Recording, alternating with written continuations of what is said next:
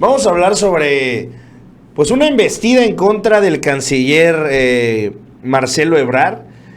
Yo lo decía, ya se volaron la barda. Entiendo, porque estando pues en las redes sociales es muchas veces diferente el tipo de manejo que se le tiene que dar a la información. Tiene que ser más llamativo, tiene que ser provocador, tiene que llamarte a que tú le des clic en esa ventana de 30, 40 videos que te están mostrando. Tú tienes que preferir ver mi video, no solamente con el buen manejo de un titular, con el buen manejo de una miniatura, pero sobre todo ahí no puedes caer en el amarillismo. Y creo que ahí ya es donde se va a la debacle, que es el fake news, el clickbait, el donde ya caes en decir mentiras con tal de que entren a ver tu contenido, o desviar por completo, sacar de contexto el titular de un video, de una nota, de un artículo, lo que quieras. Y lo que pasa el día de hoy con SDP Noticias me parece de los casos más espectaculares que he visto. Lo decía yo en la mañana, es incluso peor que Loret y Chumel. Mientras Loret y Chumel y Broso también juegan al borde con esto, yo creo que Federico Arreola se voló la barda, y por mucho. Vamos a ver la nota que suben el día de hoy, una opinión de Federico Arreola. Ebrard abusa de una niña y borra las huellas del delito. Este es el titular de la nota, que ahorita vamos a ver a qué se refiere con abuso y a qué se refiere con borrar las huellas del delito. La ambición vulgar de Marcelo ya rebasa los límites de toda moral y decencia, dice. Increíble que el canciller utilice a un menor de edad para promover su libro. Inmoral, Marcelo. No es decente lo que hizo, pero todavía más inmoral se vio al borrar la imagen de la pequeña. Inmoral y cobarde. Desgraciadamente para él, el Universal y tuiteros se tomaron la molestia de su fotografía, su mensaje en la red social, propiedad del magnate Elon Musk. Otra cosa por completo distinto a lo que se maneja en el título, donde ponen a una niña censurada con el libro de Marcelo y con el titular: Ebrard abusa de una niña y borra las huellas del delito. Aquí está la imagen que publicó en Twitter, ponla porfas. El canciller Marcelo, esta entiendo es la hija de un conocido de nombre Paco, de parte de Marcelo, que le dijo: mira lo que está haciendo mi hija con el libro que me regalaste. La niña agarró el libro, el papá, pues que le va a Marcelo, que es fan de la corcholata del canciller, le tomó la foto y le dijo: mira, hasta mi hija te apoya, ¿no? Qué chistoso. Y ya de ahí va lo que publican, que diría, hay un debate, será si están bien o mal, o qué tan malo es usar los niños. Yo le decía, pues yo no vi a nadie gritando cuando estaba el niño de Movimiento Ciudadano bailando con Samuel García y con Mariana Rodríguez. Movimiento Naranja, ¿no? O Mariana Rodríguez ocupando a los 60 niños del DIF de Capullos para ahorita sacarlos a pasear como si fueran a pasear un perro al parque.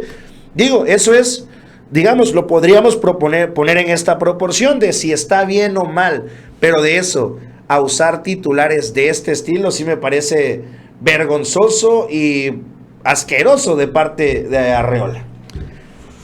Fíjate que el caso de Arreola, hijo, porque su papá, yo conocí a su papá, lo traté, no fue mi amigo, pero sí lo encontré muchas veces en el despacho de Colosio, tanto cuando estaba en el PRI como cuando estaba en Desarrollo Social. Entonces fíjate que el papá era, esta familia es de personas así que se amarran con un aspirante y ahí se mueren, de ahí se van, y luego las consecuencias son tremendas porque generalmente ganan otros. Por el caso de Colosio, pues lo mataron, ¿no? Y entonces Arreola se quedó volando, luego se muere entre el hijo, y el hijo también tiene el mismo estilo, y seguramente él no está obviamente con Claudia. Él menciona a Claudia allí, pero la verdad es que no sé si esté con Claudia, pero en algún lado está. Él anda buscando ahorita Federico Arriola Jr. anda buscando un precandidato, creo que ya lo tiene, y bueno, no es obviamente Marcelo Ebrard, le dispara. Pero mira, la verdad es que los Arriola le deben mucho a López Obrador, los apoyó mucho cuando fue jefe de gobierno de la Ciudad de México y todo en adelante. Incluso quiero decirte que esto de SDP son las siglas de su portal, El Sendero del Peje. SDP, El Sendero del Peje, que fue durante las campañas de Obrador cuando su papá estaba vivo. Y bueno, ya después convirtieron esto en una agencia de noticias y portales y periódicos digitales, en fin, una serie de cuestiones. Sin embargo, sí se pasó, estuvo muy exagerado, agarró una nota indebida, manipuló, pero sobre todo las expresiones esas que hace, abuso inmoral, pareciera que hubiera violado a una niña, ¿verdad? Y que todavía lo hubiera matado y enterrado, ¿no? Así a ese grado se podía interpretar la nota cuando lees el título. Y bueno, la verdad es que sí, fue muy desagradable y tienes razón, es un golpe muy fuerte. No el golpe en sí y no le afecta a Marcelo Ebrard, pero vaya, lo pone así, de alguna manera, como dice Obrador, no mancha, pero sí tizna, ¿no? Entonces sí, fue muy desagradable. No sé con quién esté ahora, pero obviamente no está con Marcelo y lo considera enemigo suyo, enemigo de su precandidato. Creo que Marcelo va bien en las encuestas y de alguna manera eso también le preocupa a los que están como a los precandidatos, los corcholatos. Vamos al siguiente tema, don Nacho. Vamos a platicar sobre el Instituto Nacional Electoral. Cuando empezamos a hablar sobre los nuevos consejeros del INE, empezamos a ver y evaluar, pues más o menos de qué lado mascaba la iguana. Sí, Guadalupe Tadei la identificaban más o menos con la izquierda, incluso algunos de sus familiares ahí salieron con algunos cercanos a distintos gobiernos municipales, estatales y a las cámaras de legisladores locales de parte de Morena. Así también, pues bueno, Jorge Montaño Ventura, que a pesar de que no es conocido así como por ser un izquierdista de acá, pues sí es de la tierra del presidente López Obrador y sobre todo, pues tuvimos la oportunidad aquí en este programa de entrevistarlo, pues estuvo Nacho y Mauricio, y pues sí tenía ideales similares a los de la 4T, hablaba sobre todo de no ampararse para cobrar más que el presidente López Obrador, que creo que es un gran paso adelante. Tenían un sueldo de casi 300,000 pesos mensuales, ellos están acatando que van a ganar menos que el presidente, con lo cual estarían por debajo de los 120, 130,000 pesos, que sigue siendo mucha lana, pero es menos de la mitad. También hablaron sobre el hacer más eficientes los procesos electorales, el que no se genere y se destine tantos recursos para elecciones que a veces pues no los necesitan. Pero si algo había quedado claro era que Guadalupe Tadei y Montaño Ventura eran pues con pensamientos cercanos a la izquierda, al ahorrar, al no derroche. Y la que sorprendió pues fue Rita Bell, esta consejera que incluso se habló que era cercana al gobierno de Alejandro Murat, ella venía de allá. Decían como que era la pieza de la oposición, ¿no? Digamos, había dos fichas morenistas, hablando a grosso modo, dos fichas morenistas, había uno intermedio que sí, que tenía ya bastantes años ahí dentro del Instituto Nacional Electoral, pero no se le había visto ni muy ni tan, con lo cual él pues estaba, digamos, en medio, y la de la derecha, que era Rita Bell, la cercana a Murat, la cercana a la oposición, y pues miren nada más lo que pasó el día de ayer. Aseguró que se debe de bajar el costo del Instituto Nacional Electoral, no solamente de las elecciones, sino el manejo del órgano electoral.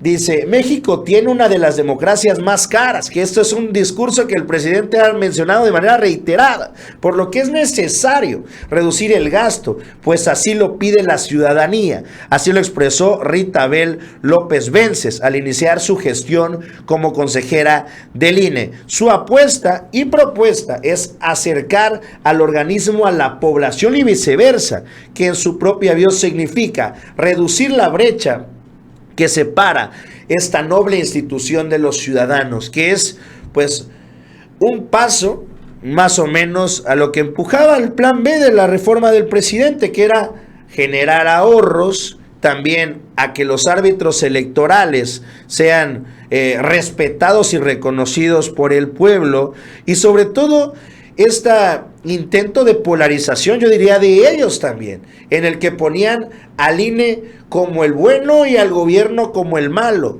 Y aquí lo dijo, y yo lo recuerdo dentro de muchos que lo mencionaban, se lo recuerdo al presidente de los diputados en ese entonces, Sergio Gutiérrez Luna, diputado morenista de Veracruz, que decía, es que no hay que confundirnos. El Instituto Electoral son dos INEs. El INE de Jacobo, el INE de Murayama, el INE de Córdoba, el INE de Humphrey, y las bases de los que, pues sí, los que sí chambean, los que tienen que andar caminando, recogiendo datos, los que están recibiendo las fotos, información y te están entregando tu credencial, que tienen salarios, pues, a veces apenas por encima del salario mínimo en el país, que esos son los que hay que dignificar esos trabajos, hay que mejorar las condiciones salariales y reducir un poco los costos de los consejeros, que si bien son expertos y son fregones, pues en este país un funcionario público que gana más de 300, 400 mil pesos al mes, pues es imposible que sea bien visto por el grueso de la población. ¿Cómo lo ve, don Nacho? La verdad es que Taddei, la presidenta Taddei, ha resultado una mujer que tiene muy claro el esquema de qué hacer en el INE con su presidencia y obviamente también curiosamente le dejó Lorenzo Córdoba un inmenso poder, porque como se opusieron y frenaron las leyes electorales, las reformas del plan B del presidente, la frenó un juez, obviamente por órdenes de la presidencia. Lainez Potisek. Sí, Lainez Potisek, por órdenes de la presidenta, un ministro fue. Ministro. Entonces la verdad es que curiosamente eso que frenaron eran los poderes que tenía Lorenzo Córdoba. Lorenzo Córdoba era el dueño del INE, creaba organismos, creaba comisiones, inventaba viajes, hacía conferencias, en fin, hacía lo que quería con la gente, con el personal y también lo que quería con el dinero. Entonces esta mujer primero deja ahí a una gente vinculada a Lorenzo Córdoba como provisional, ahí lo dejan, aunque fue el que presentó, ¿no? El que presentó creo que una demanda, sí, ¿verdad? Allí sobre los gastos multimillonarios, pero que no tuvo eco en ningún lado. Sin embargo, es increíble que todo el poder que tenía Lorenzo Córdoba, gracias a las reformas, gracias a los cambios que la propia INE legisló, y nunca la Suprema Corte tomó en cuenta eso. Entonces eso se lo quitaba la reforma electoral, dejaban a un presidente también pues, acotado, que tenía que rendir cuentas, y ahora resulta que se queda, llega la presidenta Taddei y tiene todo el poder que los mismos ministros no querían quitarle a Lorenzo Córdoba y lo recibe ella. Entonces tiene un poder enorme ella, que se lo dejó Lorenzo Córdoba porque no se reformaron las leyes. Ahora, todo indica que quieren, ella trae intenciones de hacer una reforma interna, de que venga desde adentro, ya no de la legislación, ni de la Cámara de Diputados, mucho menos de la Suprema Corte. Entonces la verdad es que es tan fuerte la necesidad. Yo siempre dudé lo que decía Lorenzo Córdoba, que el INE era de los organismos más bien vistos por la sociedad mexicana. No es cierto eso. Eso no era cierto. Quizás los organismos sí, pero ellos no. Los funcionarios, el presidente y Ciro Murayama eran terribles. Vean cómo está de limpio ahorita la vida pública en materia del INE. Hablan ellos y no sucede nada. Y en estos días, creo que el próximo miércoles, creo, va a haber una primera reunión del Consejo General ya, donde la presidenta va a presentar pues ya las nuevas, digamos, disposiciones que ella como presidenta puede proponer y puede implantar. Entonces la verdad es que tiene mucho poder, trae muchas ganas de hacer las cosas distintas y se va a cumplir el plan B, pero ella con todo el poder del mundo tiene al INE en sus manos. Tanto que dieron vueltas, tantas marchas, tantas convocatorias y finalmente la política y las habilidades del presidente López Obrador son pues increíbles, son realmente, yo he visto que las habilidades del presidente son enormes, cómo juega, cómo maneja sus barajas, y lo mismo está pasando en otros escenarios como Iberdrola, por ejemplo, ¿no? Sí. Todo eso, pues bienvenida, Tadei, y vamos a esperar la primera reunión del Consejo General. Ya estas consejeras pues están jalando ya con ella y se van a sumar otros seguramente. Y ya van a ser mayoría para tomar decisiones. Vamos al siguiente tema, don Nacho. Vamos a pasar del Instituto Nacional Electoral al Tribunal Electoral del Poder Judicial de la Federación. Y es que el presidente habría hablado de las semanas anteriores sobre la necesidad de una reforma al Poder Judicial. Aunque no se mencionaba al Tribunal Electoral, pues este también forma parte de este mismo.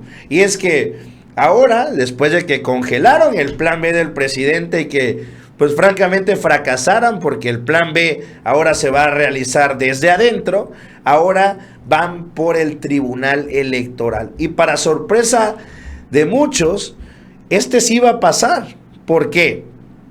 Porque hay mayoría y la mayoría es abrumadora. 6 de las 7 fracciones parlamentarias van a apoyar, por lo menos en San Lázaro, esta nueva reforma. Vamos a ver cómo lo manejan los medios de comunicación nacionales. Retoman reforma que busca limitar al Tribunal Electoral. La Comisión de Puntos Constitucionales de los Diputados se alista para dictaminar este lunes la reforma que busca limitar las facultades del Tribunal Electoral con relación al actuar del Congreso y la vida interna de los partidos políticos. Luego de ser aplazada por más de una semana, las y los diputados arrancarán con el análisis de la reforma apoyada por 6 de los 7 bancadas que integran la Jucopo, con excepción de MC, que son los que buscan modificar los artículos 41, 73, 99 y 105, bajo la justificación de que el tribunal ha rebasado las esferas de su competencia al invadir competencias del Poder Legislativo, lo que supone una alteración del principio y de la división de poderes. Y es que, recordemos, desde el mismo Tribunal Electoral se ha empujado incluso una embestida contra los líderes partidistas. Hablamos de Mario Delgado en el caso de Morena y también de Alito en el caso del PRI, en los cuales, pues bueno, mediante modificaciones que se hicieron a sus estatutos, se amplió sus periodos y ahora el mismo Tribunal Electoral casi quiere designar quién va a ser el presidente de estos partidos. Vamos a ver qué fue lo que dijo Mario Delgado, quien, bueno, hay una venganza, aseguran, de parte de Yanine Otalora, quien busca revocar la extensión del mandato. El plan B del dirigente de Morena es llamar al Consejo Nacional para ratificarlo. No ha terminado el sexenio y la 4T deberá enfrentar más batallas con el Poder Judicial, de acuerdo con la agenda de la magistrada Yanine Otalora.